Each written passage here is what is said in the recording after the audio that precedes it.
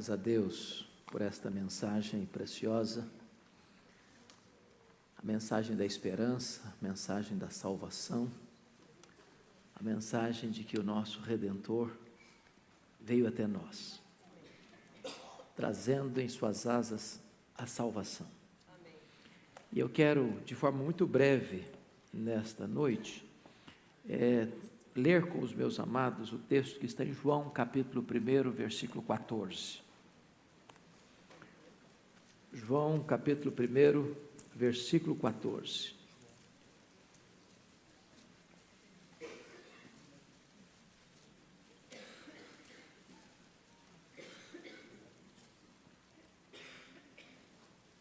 Eu creio que todos nós praticamente sabemos de cor, e se você não sabe pode ler, mas se você sabe de cor, vamos recitar então, com toda alegria, com todo entusiasmo, com toda clareza, com toda eloquência, este verso. Vamos lá?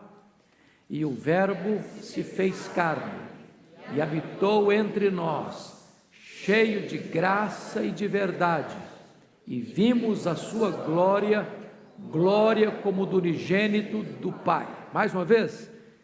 E o Verbo se fez carne e habitou entre nós, cheio de graça e de verdade, e vimos a sua glória, glória como do unigênito do Pai. Amém. Louvado seja Deus. O nascimento de Jesus não foi anunciado primeiramente na história. Ele foi planejado antes mesmo que houvesse mundo. Não foi um acontecimento comum.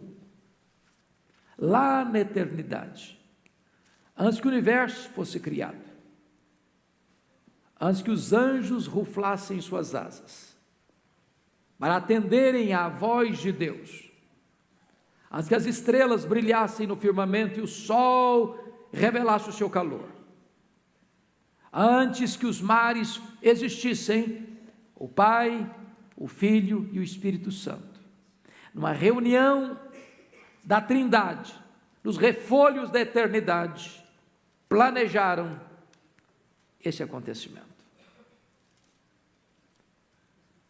O Verbo haveria de se fazer carne, e toda a história da humanidade foi uma preparação para isso. O Velho Testamento nada mais foi do que uma preparação para este glorioso acontecimento. A promessa foi dada no Éden. Os patriarcas olharam para esse dia e se alegraram.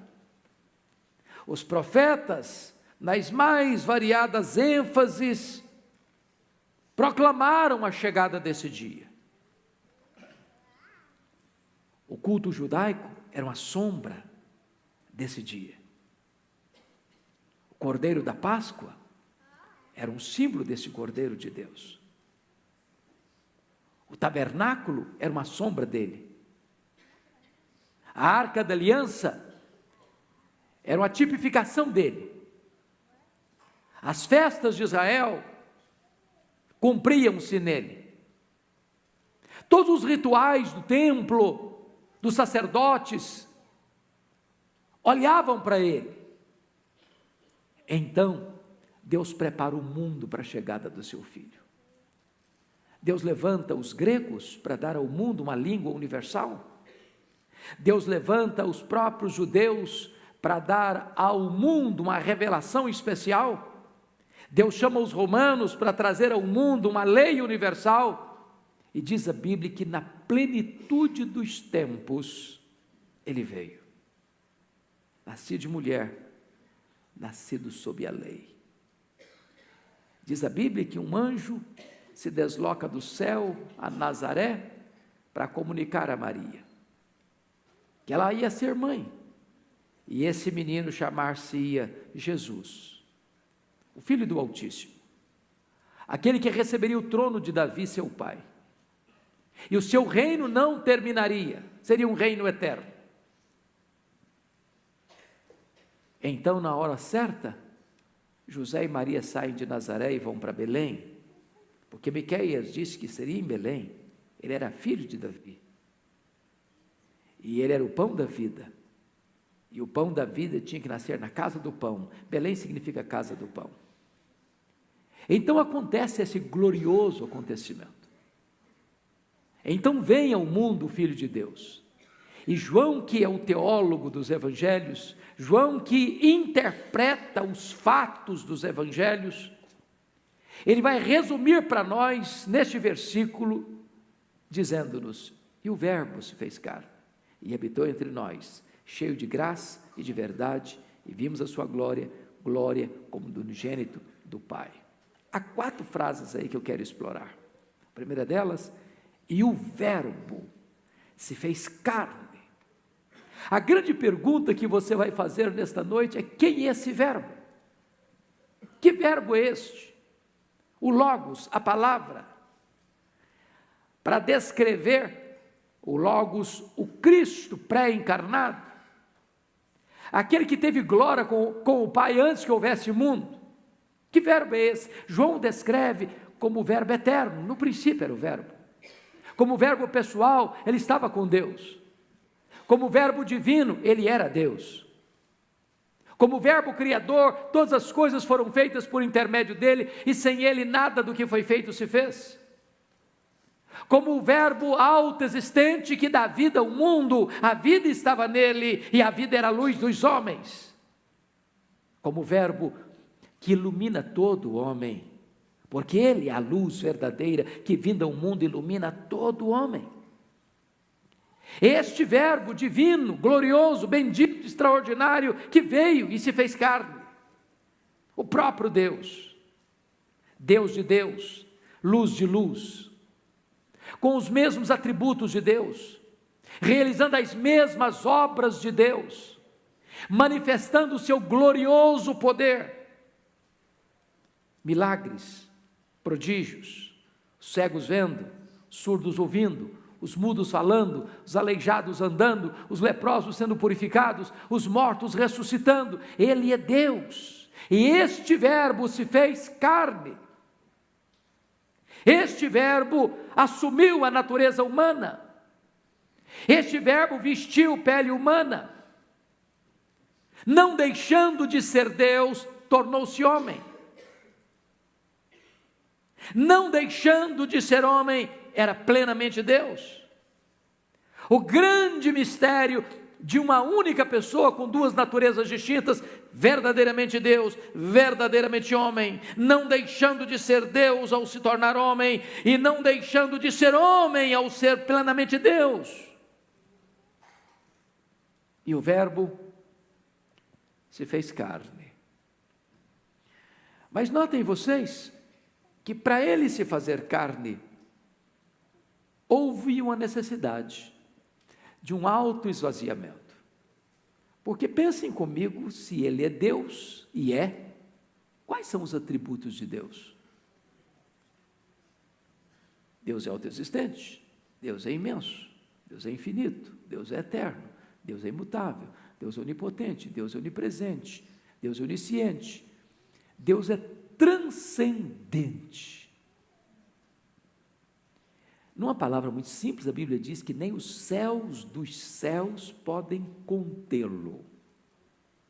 Em outras palavras, este universo vastíssimo e insondável feito por ele é menor do que ele.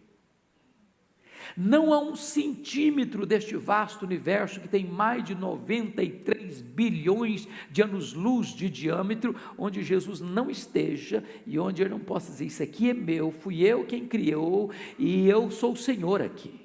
Amém. E aquele que os céus dos céus não podem contê-lo, se esvazia a si mesmo,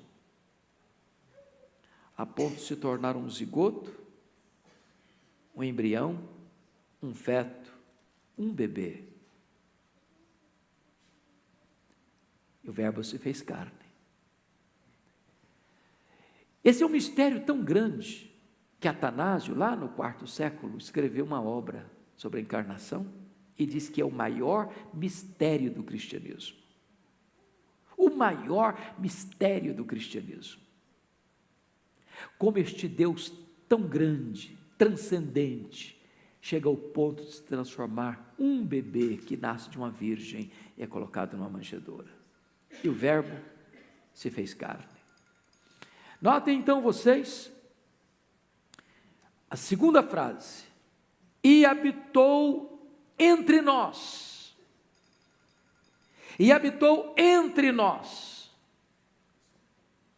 Mas ele não habitou apenas entre nós, ele não apenas armou a sua tenda, ele não apenas tabernaculou entre nós, ele se tornou um de nós, semelhante a nós, exceto no pecado.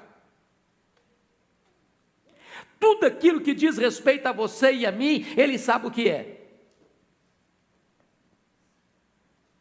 Ele pisou esse chão. Ele bebeu a nossa água. Ele comeu o nosso pão.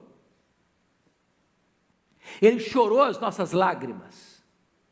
Ele sentiu no peito o latejar e o pulsar da nossa dor.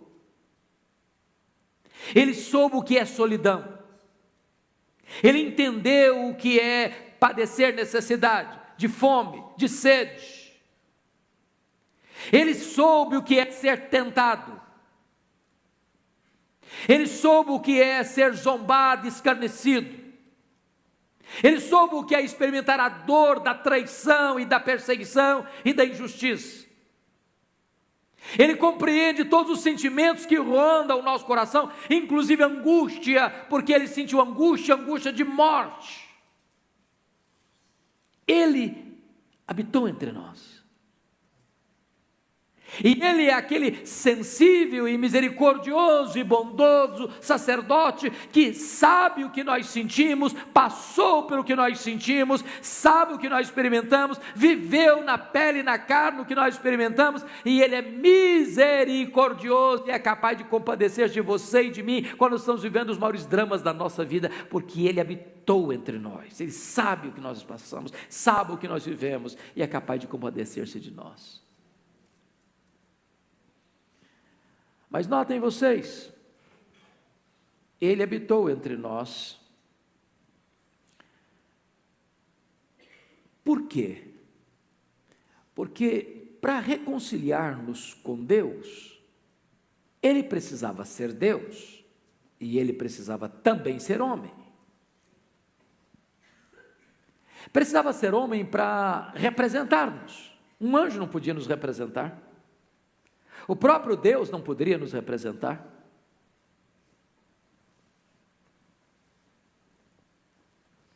Para ser nosso fiador, para ser nosso substituto, para ser nosso representante, para assumir o nosso lugar, ele tinha que se fazer carne e habitar entre nós.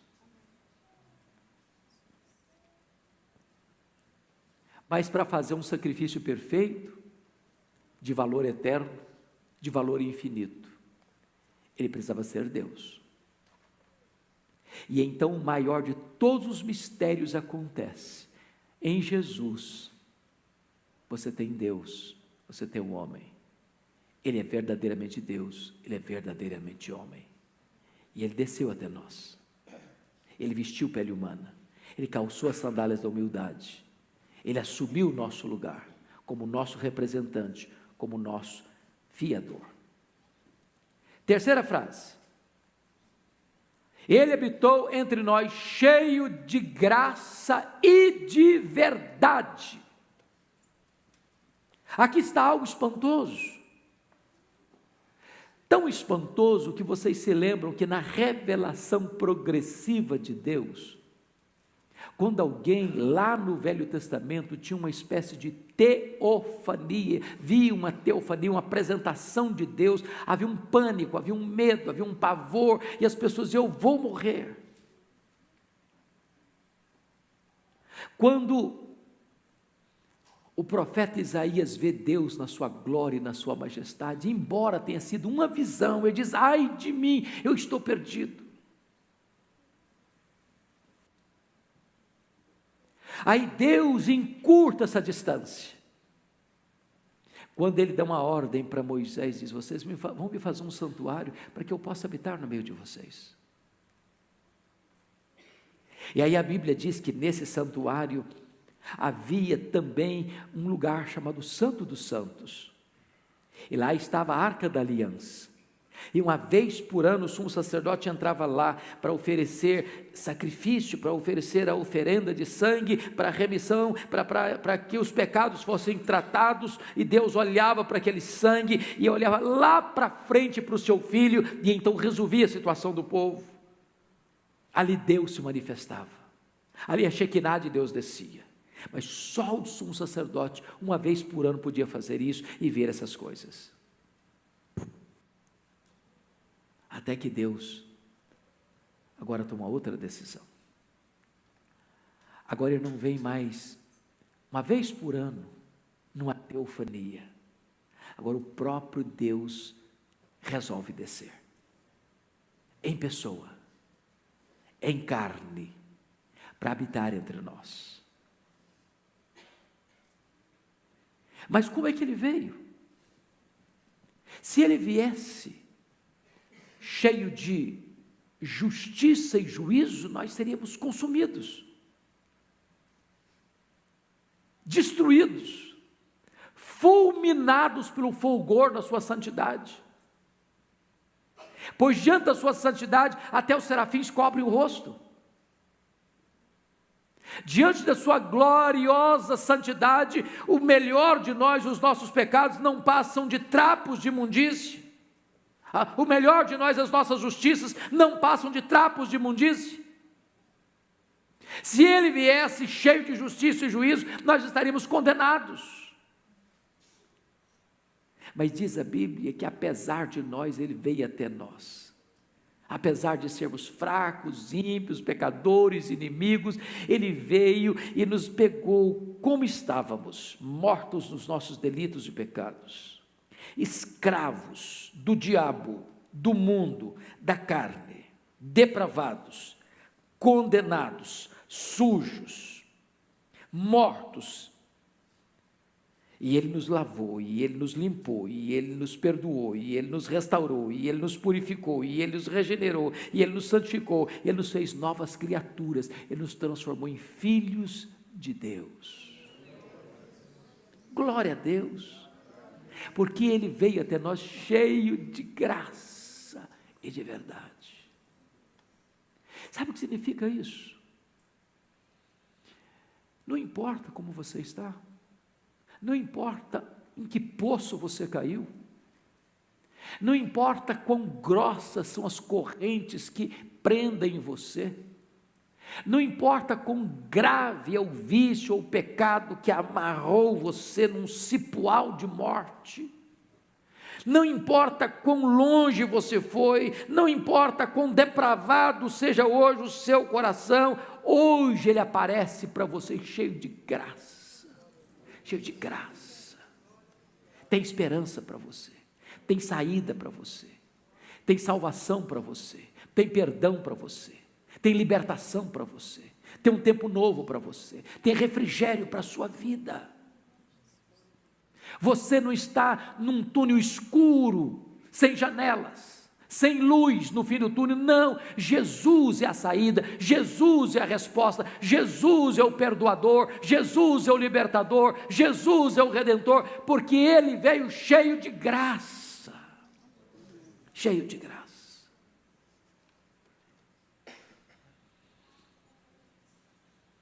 Diz a Escritura que ele, sendo o próprio Deus, ele se fez homem, sendo ele rico, se fez pobre, sendo ele o rei da glória, ele se fez servo, sendo ele infinito, se tornou um bebê, sendo ele eterno, entrou no tempo, sendo ele santo, foi do pecado, sendo ele bendito, se fez maldição. Tudo isso por amor a você, porque ele veio até nós cheio de graça e de verdade. E a última frase desse versículo diz assim: e vimos a sua glória, glória como do unigênito do Pai. Eu acho isso sublime, porque a Bíblia diz que Deus é um ser invisível, Ele é espírito, Ele não pode ser tocado, Ele não pode ser visto. Ele habita em luz inacessível, diz a Escritura. Portanto, lá no Velho Testamento as pessoas tinham um vislumbre de Deus. Moisés, quando pediu, mostra-me a tua glória, Deus, não, Moisés, eu não vou mostrar a minha glória para você, vou mostrar para você a minha bondade. Você não pode ver minha glória. Ninguém pode ver a glória de Deus sem ser fulminado por ela. E agora vem Jesus, cheio de graça e de verdade, mas quando você olha para Ele, você vê glória. Você vê glória. E vimos a sua glória, glória como do unigênito do Pai. Glória não é um atributo de Deus. Não é. Santidade é um atributo de Deus, a justiça é um atributo de Deus, a misericórdia é um atributo de Deus, o amor é um atributo de Deus, mas glória não. Glória é um conceito teológico que significa a somatória de todos os atributos de Deus no seu esplendor máximo. Quando Deus mandava um profeta, esses profetas vieram para mostrar uma faceta de Deus. Isaías enfatizou a santidade de Deus, Amós enfatizou a justiça de Deus, Oséias enfatizou a misericórdia de Deus, mas quando Jesus veio, ele veio para revelar Deus em todo o seu esplendor. Sabem por quê? Porque ele era a exata expressão do ser de Deus, ele era o resplendor da glória, nele habitou corporalmente toda a plenitude da divindade. Ele revelou o fulgor da manifestação plena do ser de Deus. Ele é esse eixo de luz que reflete a glória de Deus. Ele diz, quem me vê a mim, vê o Pai, porque eu e o Pai somos um. É por isso que nós celebramos com tanto entusiasmo o Natal. Porque o Natal fala deste glorioso Redentor que veio, por amor de você, para trazer esperança para você, para revelar Deus para você. E eu queria concluir essa breve palavra hoje, fazendo uma aplicação muito simples. Quando João escreveu a introdução deste evangelho, ele apresenta para nós 3 reações a Jesus. A primeira delas está nos versículos 10 e 11 do capítulo 1. As pessoas, a despeito de terem todo o conhecimento, toda a informação, todas as evidências, toda a luz, rejeitaram Jesus. Rejeitaram. A despeito de saber que Ele nos amou, que Ele veio até nós, por amor de nós, que Ele abriu mão da sua glória, que Ele se esvaziou, que Ele se tornou servo, que Ele se humilhou até a morte, morte de cruz, que Ele ressuscitou, que Ele voltou para o céu, que Ele está lá intercedendo por nós, que Ele governa o universo, que Ele vai voltar gloriosamente, pessoalmente, fisicamente, visivelmente, audivelmente, inesperadamente, repentinamente, vitoriosamente, gloriosamente. Apesar de tudo isso, há pessoas que rejeitam a Jesus.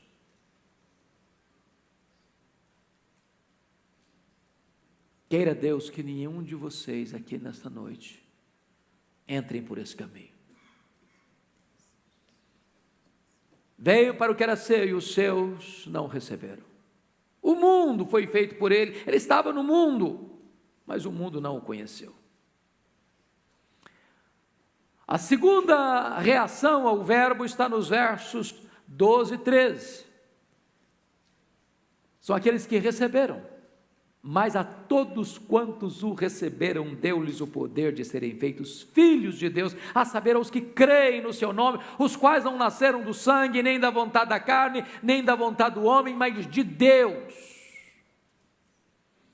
Então quer dizer para você que não importa a cor da sua pele, não importa a roupa que você veste, não importa a casa que você mora, não importa o carro que você anda, não importa a família que você tem, não importa quem é você, de onde você vem, para onde você vai, não importa, se você hoje pôr a sua confiança em Jesus, você se transforma em filho de Deus. Não há nenhuma outra possibilidade de você ser filho de Deus, a não ser que você receba a Jesus Cristo, a saber, aqueles que creem no seu nome. Ninguém é filho de Deus porque é presbiteriano, porque é assembleiano, porque é batista, porque é metodista, porque é católico. Ninguém é filho de Deus porque foi batizado. Ninguém é filho de Deus porque faz boas obras. Ninguém é filho de Deus porque entrega dízimo. Ninguém é filho de Deus porque frequenta a igreja. Ninguém é filho de Deus porque canta no coral ou porque prega nesse púlpito. Ninguém é filho de Deus por qualquer predicado moral ou religioso. A única condição para você ser filho de Deus é você crer no nome do Senhor Jesus Cristo. Oh, irmãos, que privilégio é ser filho de Deus. Quantas pessoas cobiçando ser filho de alguém importante da sociedade, com dinheiro, com sucesso, com fama, com glamour. São troféus de palha. Troféus de palha. Mas se você é filho de Deus, você tem uma riqueza que o fogo não destrói, que o tempo não corrói. Você tem uma herança imarcessível e gloriosa, eterna nos céus. João chega a dizer que as pessoas que se tornam filhas de Deus, ou que são feitas filhas de Deus, não são aquelas que nasceram do sangue, nem da vontade da carne, nem da vontade do homem. Não é hereditário. Ninguém se torna filho de Deus porque nasceu na família A ou na família B. Não é uma questão religiosa. Ninguém se torna filho de Deus porque é evangélico, porque se tornou membro da igreja, foi batizado, professou a fé. Ninguém se torna filho de Deus por cargos eclesiásticos. Fui diácono, sou presbítero, sou pastor, sou missionário. Não. Não é nascido do sangue, nem da vontade da carne, nem da vontade do homem. Você é filho de Deus quando você nasce de Deus, do Espírito, da água e do Espírito. Nasce de novo, é nova criatura. Louvado seja o Senhor. Mas hoje eu gostaria de olhar para ver a terceira reação a Jesus. Primeiro, versos 10 e 11, os que rejeitaram. Segundo, versos 12 e 13, os que receberam. E terceiro, versos 6 a 9, a reação de anunciá-lo e proclamá-lo. Essa foi a atitude de João Batista. Houve um homem enviado por Deus, cujo nome era João. Ele veio para que testificasse da luz, a fim de que todos virem a crer por intermédio dele. Ele não era luz, mas veio para testificar da luz, a saber, a verdadeira luz que vinda ao mundo ilumina a todo homem. Hoje nós estamos aqui para celebrar o nascimento de Jesus. Mas nós que pela graça de Deus tivemos o coração aberto, nós que pela graça de Deus tivemos as vendas arrancadas, o tampão dos ouvidos tirado, o coração de pedra substituído por um coração de carne, nós que pela graça de Deus fomos regenerados pelo Espírito Santo, nós que pela graça de Deus nos tornamos filhos de Deus, não podemos calar a nossa voz. precisamos, como João Batista, de olhar para ele e dizer: eis o Cordeiro de Deus, que tira o pecado do mundo. Olhar para ele e dizer que eu sou apenas uma voz, mas ele é a palavra, ele é o verbo de Deus. Eu não sou a luz, mas eu aponto para ele e digo: ele é a luz que vindo ao mundo ilumina todo homem. Eu não sou o noivo, eu sou amigo do noivo. E o meu lema, a minha bandeira, a minha filosofia de vida é que ele cresça e que eu diminua. Que hoje, nessa celebração, nós possamos, como João Batista, reconhecer quem ele é. Jamais sermos tentados a tomar a glória que é dele. Vocês se lembram?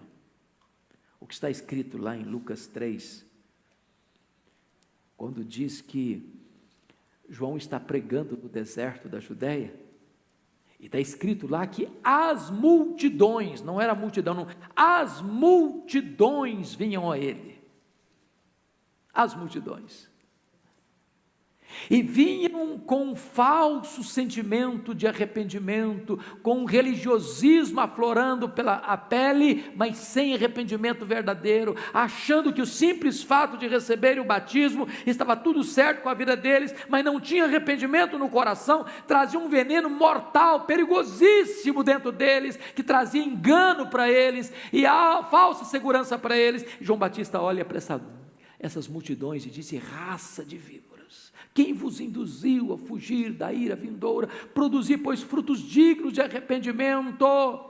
E não comeceis a dizer: temos por pai Abraão, porque dessas pedras Deus pode suscitar filhos a Abraão. O machado já está posto à raiz das árvores. E ele confronta os publicanos, ele confronta os soldados, e diz a Bíblia que diante do seu sucesso estrondoso, há um bochicho no meio da multidão: porventura, não será ele o Cristo, o Messias? E diz a Bíblia que João responde na presença de todos: eu não sou. Aliás, eu não sou nem digno de me curvar, desatar a correia das suas sandálias. Eu batizo com água, mas ele vos batizará com o Espírito Santo e com fogo. Não queira a glória dele. Seu papel não é pegar a glória dele para você, o seu papel é anunciar a glória dele para o mundo. Ele é a luz, ele é a vida, ele é o Cordeiro, ele é a palavra, ele é o noivo, ele é o nosso glorioso Redentor, o Verbo eterno, pessoal, divino, Criador, doador da vida, que se fez carne e habitou entre nós, cheio de graça e de verdade, e vimos a sua glória, glória como do unigênito do Pai. Vamos ficar em pé?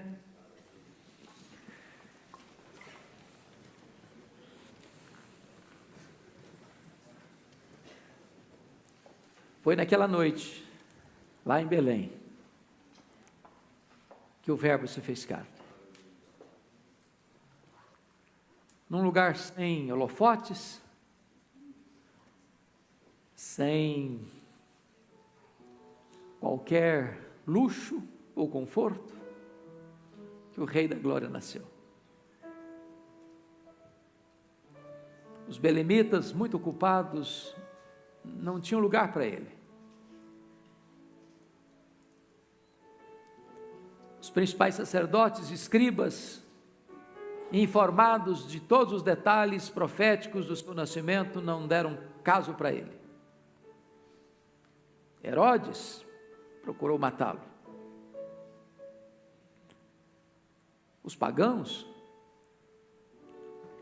com pouca revelação, com pouco conhecimento, mas viram a sua estrela lá no Oriente, na Pérsia, e viajaram longas distâncias para vê-lo, para adorá-lo, para presenteá-lo, para reconhecer que ele era Deus. Hoje nós estamos aqui com um único propósito: dizer que ele é o nosso Deus, a nossa vida, a nossa esperança, o nosso Salvador. O hino 243 é um hino clássico do cristianismo, da igreja cristã, e nós vamos cantá-lo. Noite de paz, relembrando, voltando um pouco no tempo e no espaço. Vá lá para Belém. Dê uma olhadinha nessa história.